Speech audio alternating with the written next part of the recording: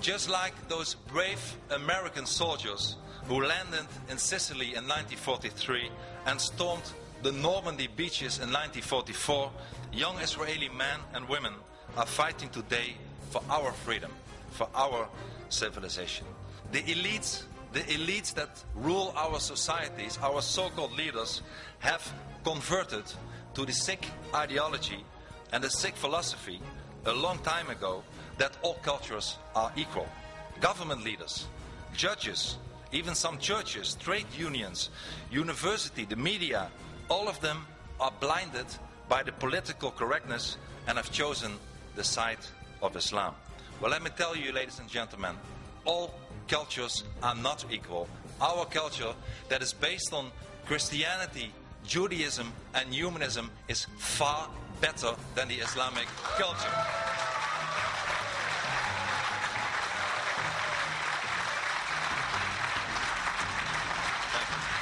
And many politicians seem to believe that their job is not to defend democracy and freedom, but to help to make the transition into Sharia law as smooth as possible.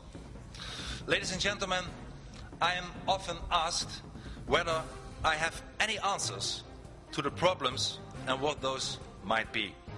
Well, let me tell you, I certainly have the answers, even though many people in Europe don't like them, at least from the political elite. Let me tell you and mention a few of them.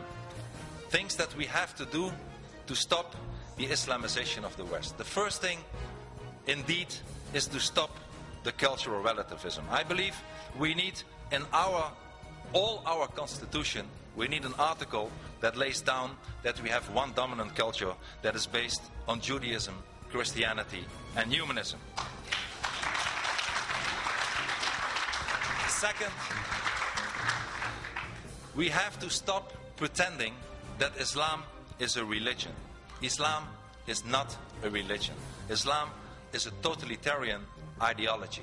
Islam wants to rule every aspect of society and every part of any person's life. Therefore, Islam should not be compared with other religions like Christianity or Judaism or Buddhism, but Islam should be compared with other totalitarian ideologies like communism or fascism.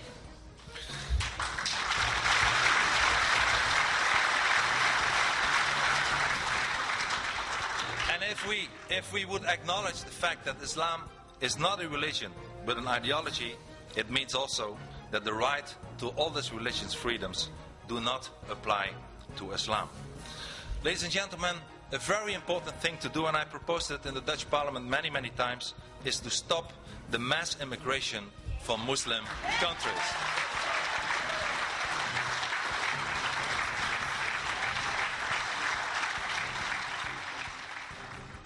And in order to preserve our own values, our own identity and our own culture, not one person from Muslim countries should be allowed to emigrate to our societies anymore.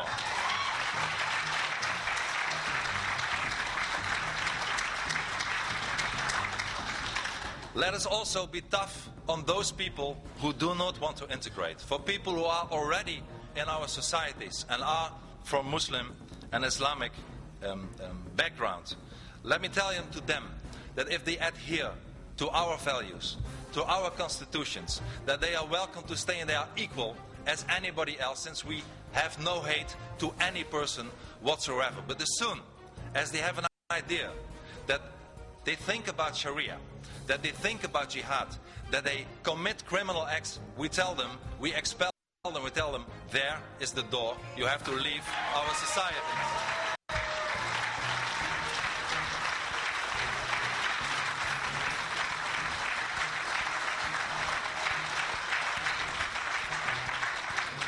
And I also believe that every member of a non-Western country that wants to come or already is in our societies should sign a legally binding contract of assimilation and pledge of allegiance to our societies.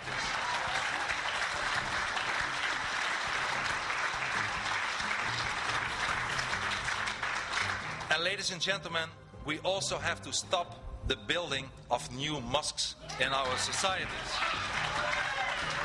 Yes.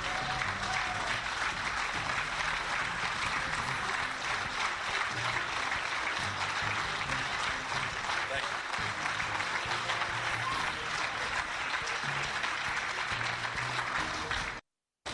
And I believe we should not allow one brick for one mosque to be built in our Western society as long as no churches or no synagogues are being allowed in countries like Saudi Arabia.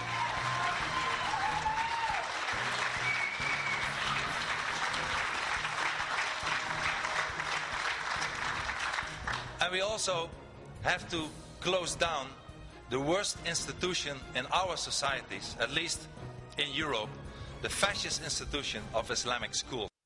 Ladies and gentlemen, schools where young children who should assimilate and become full members of our society are being raised with an ideology of hate, with an ideology of terror. We should close down all the Islamic schools.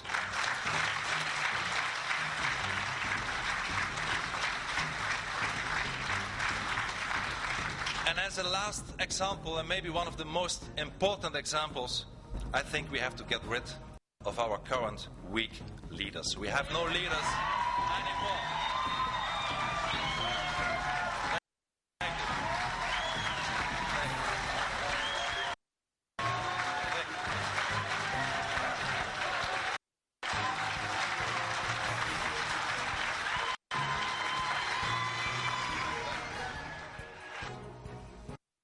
you. In short, we have to go on the offensive and we have to start fighting back.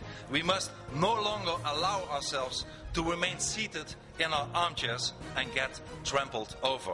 If they bombard us with Sharia law, we will bombard them back with our human rights. If they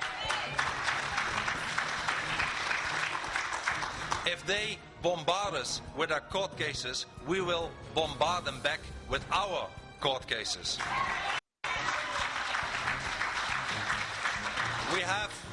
We have, ladies and gentlemen, finally we have to start fighting back and show that millions of people all over the world are sick and tired of it all and refuse to take any more. We must make it clear that millions of freedom-loving people are saying enough is enough.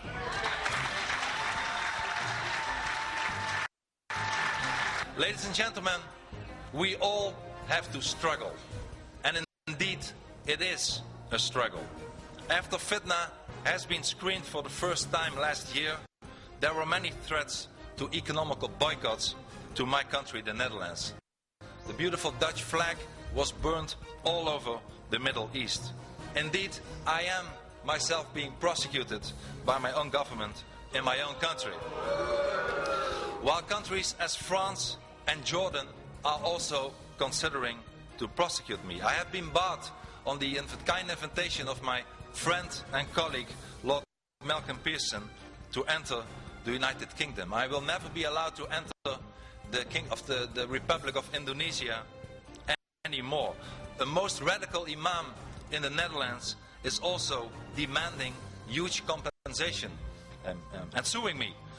A parliamentary bill currently in my own country, the Netherlands, is drafted with the aim of protecting Islam for criticism. And on top of all this, and it's not only about me, a lot of people who criticize Islam get a lot of threats. Al-Qaeda is determined to kill me. Finally, ladies and gentlemen, I have not forgotten those to whom we owe our liberties. Our liberties were bitterly fought for. American soldiers fought, bled and died.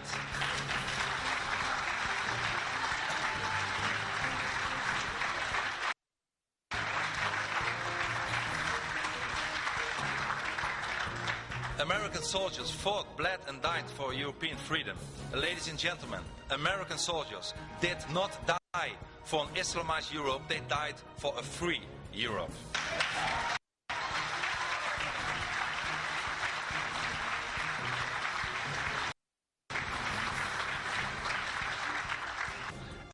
everything that we stand for has to be defended with all our might, our identity, our culture, our values, our democracy, our freedom, our civilization. Ladies and gentlemen, we owe it to our children and their children.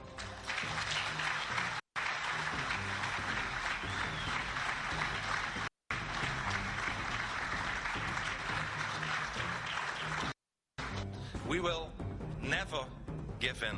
We will never give up. We will never surrender. Thank you very much.